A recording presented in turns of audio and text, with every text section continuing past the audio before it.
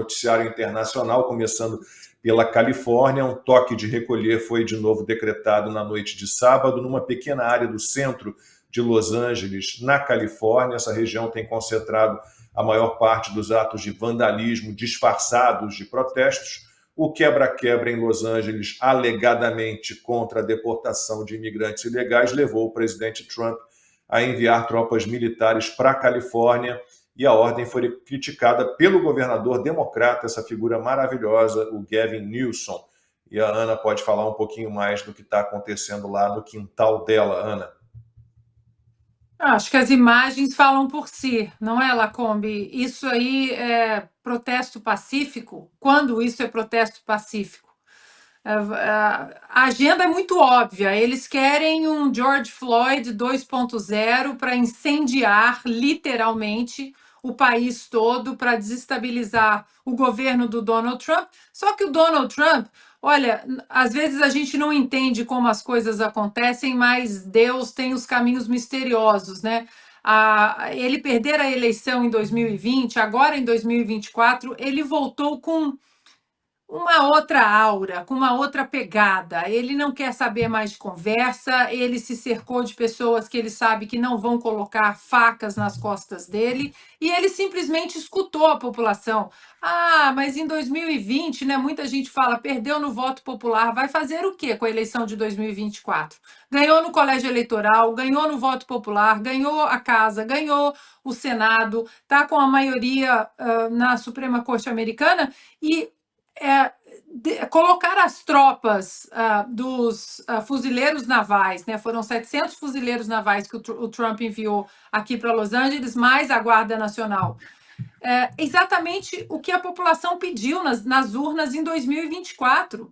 Muita gente saiu fazendo pesquisa, a CNN americana fez uma pesquisa se a população concordava com o que Donald Trump estava fazendo, já que desde 1965 um presidente americano não invocou a Guarda Nacional sem o pedido do governador. E aí, claro que o governador Gavin Newsom e a prefeita aqui de Los Angeles, a Karen Bass, foram até as cortes federais pedir a anulação da interferência do governo federal. Lembrando que esses ataques todos foram a prédios federais, da Polícia Migratória, o ICE.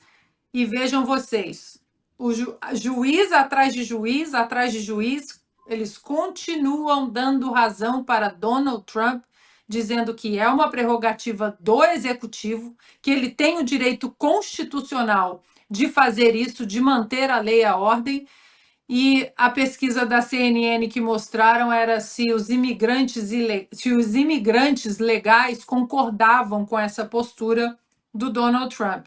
E aí eles caíram do cavalo e tiveram que mostrar a pesquisa. Houve uma mudança, Lacombe, de 40 pontos de 2020 para 2024, essa pesquisa feita só com imigrantes legais no país. Se Donald Trump tinha a condução correta nas suas políticas públicas.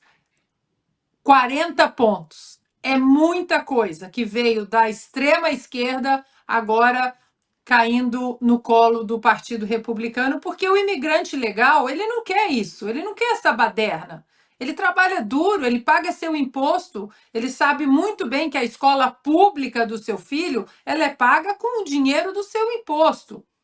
Enfim, houve manifestações, né, em todo o país ontem, mas não estavam tão cheias quanto os democratas queriam. O mais legal disso tudo, Lacombe e amigos do domingo, é que os democratas perderam a força da narrativa. O que eles falam agora em relação a isso não entra mais nos ouvidos da classe trabalhadora americana.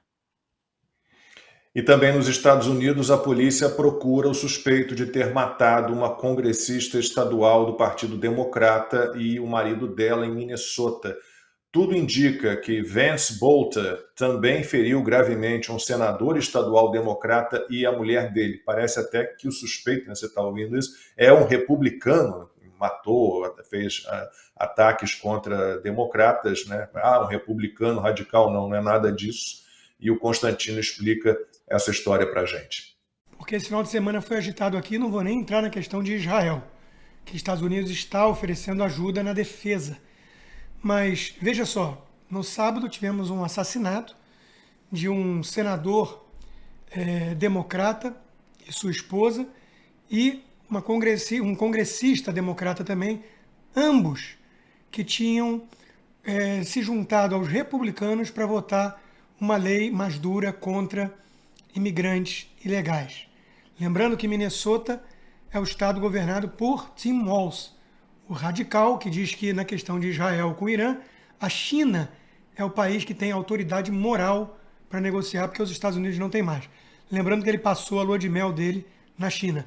Esse sujeito, amalucado, radical, com cara de esquisitão, podia ser o vice-presidente da República hoje. Ele era o vice na chapa da Kamala Harris. Você imagina o grau de radicalismo que o Partido Democrata está ficando. O assassino, já tem informações sobre ele, deixou um manifesto, não foi pego na hora, né? E ele, obviamente, tinha um adesivo no carro de polícia que ele usou, né, para chegar de madrugada, às 3 da manhã, na casa do congressista e disfarçado de policial, que dizia "No Kings", que é uma alusão, inclusive, a uma frase que o Tim Walz defende também, de que o Trump é uma grande ameaça autoritária porque quer ser o novo rei dos Estados Unidos. Então, são os radicais de esquerda expurgando os seus mais moderados. São os jacobinos matando os girondinos. Isso é a realidade que a gente vê nos Estados Unidos. Agora, a imprensa, sem ser a Fox News, fala em polarização. Nunca é polarização. É sempre a esquerda radical usando o seu método preferido de eliminar até mesmo aliados traidores, hereges, né? Isso mostra o grau de radicalismo da esquerda. E aí nós temos o quê? Os protestos pacíficos, segundo a imprensa, que terminam sempre em quebra-quebra, em carros incendiados, que são contra o ICE, a polícia imigratória, que vem justamente fazendo cumprir a lei e prendendo imigrantes ilegais, principalmente os criminosos, que cometem outros crimes mais graves, além do crime de estar ilegal no país, porque não é apenas imigrante sem documento. É um crime que está sendo cometido e que foi cometido muito provavelmente pela forma que entraram. Muitos entraram pelas fronteiras porosas do governo Biden, usando coiotes, usando, enfim, criminosos para estarem nessa situação no país. Foi um verdadeiro crime de lesa pátria cometido de forma deliberada pelo governo Biden. Eu falo pelo governo porque ninguém sabe quem assinava as ordens, era a AutoPen, a caneta automática que alguém usava. Talvez a Jill, esposa do Biden, porque ele estava lesado, e está tendo uma investigação para ver o caso de tentar abafar os problemas cognitivos do ex-presidente. Sendo que tem gente, cara de pau, como Jack Tapper, que diz que era claro que o Biden estava em declínio cognitivo, mas à época ele rechaçava isso com veemência, acusando os republicanos de fazerem denúncias sem provas. E nesse sábado tivemos a comemoração de 250 anos do Exército Americano, com uma parada belíssima, com vários tanques de guerra, helicópteros, e vejam só, o Trump exigiu que tivessem apenas pessoas em forma na parada.